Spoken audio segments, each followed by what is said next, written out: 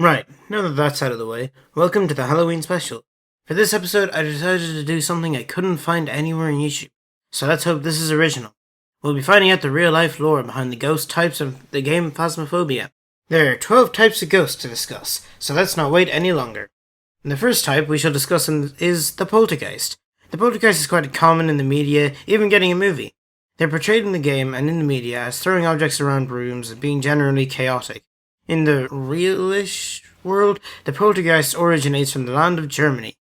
The word basically translates into noisy spirit, and they are known in ghost lore, it's a thing, I swear, as once again moving stuff around, making noises and causing harm.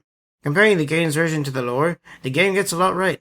The poltergeist in the game throws stuff around and talks through the radio thing. The game, however, portrays it as haunting an area, but it really just haunted a single person, probably out of spite. Alright, let's bring this closer to home. The next ghost is the well-talked about Banshee. The Banshee is probably best known for its screaming, which has become famous worldwide. The Banshee in the game is sadly not portrayed as well as the earlier type. In real lore, the Banshee refers to a female spirit from the Irish mythology, who is said to be a fairy woman, murdered woman, or a mother who died in childbirth, who mourns the death of a certain person, be it someone in the family or a holy person. The Banshee's scream probably comes from the great province of Leinster, where the ruler of the 25 Banshee, the Brian, I don't even know how to pronounce my own language, Banshee, had a scream that could supposedly shatter glass. So let's move on from my homeland to the next ghost, the Jinn. The Jinn is a being that holds its origins in the Islamic and early Abrahamic religions. The Jinn are also the origins of the well-known genie. Jinn or jinns, I don't know what the plural is, are often a link with devils, misfortune, and diseases. Once again, the game seems to have been limited to what they could do, so the Jinn wasn't the best representation. Also, the wiki page for the Jinn is like a thesis, so I'm probably glossing over a good few details.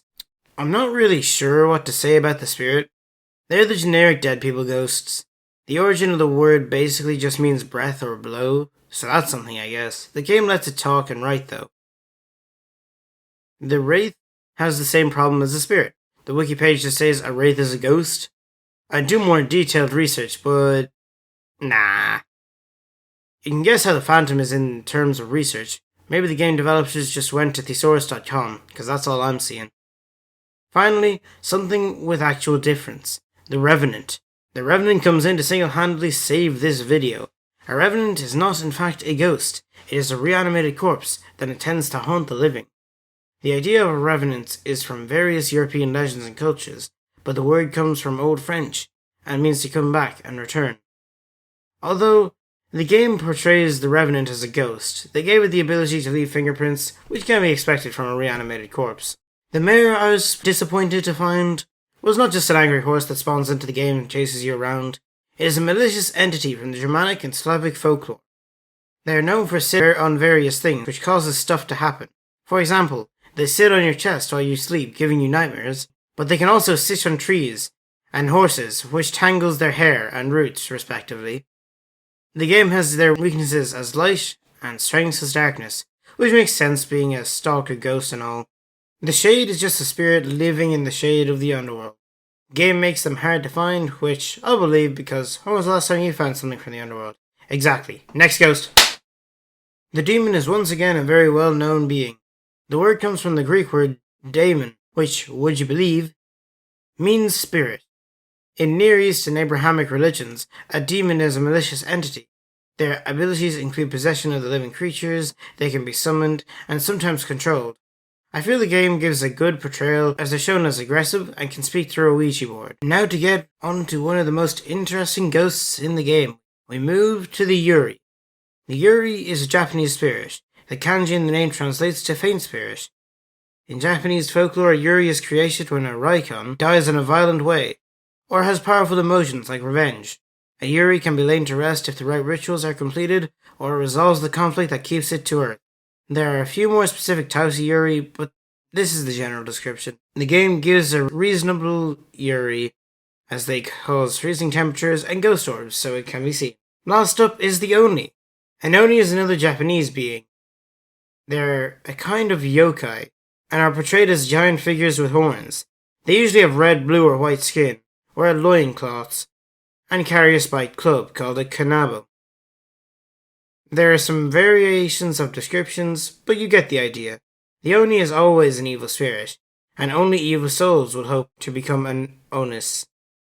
Now, this is not represented in the game, but in fairness, how would you? Also, apparently the Pokemon Electabuzz is based on an Oni, which makes me think of this sound.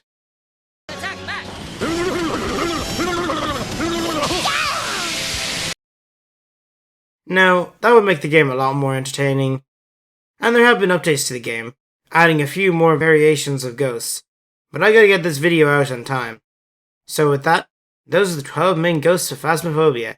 Yes, very spooky, very good Halloween special, I know. I guess. Thanks for writing the script again, my friend. Also, just a special note, my friends have forced my hand, and 100 subs I have to make a Minecraft video. So if you want to see that, me and my friends absolutely gaming on some people, let's get to 100 subs. See you later.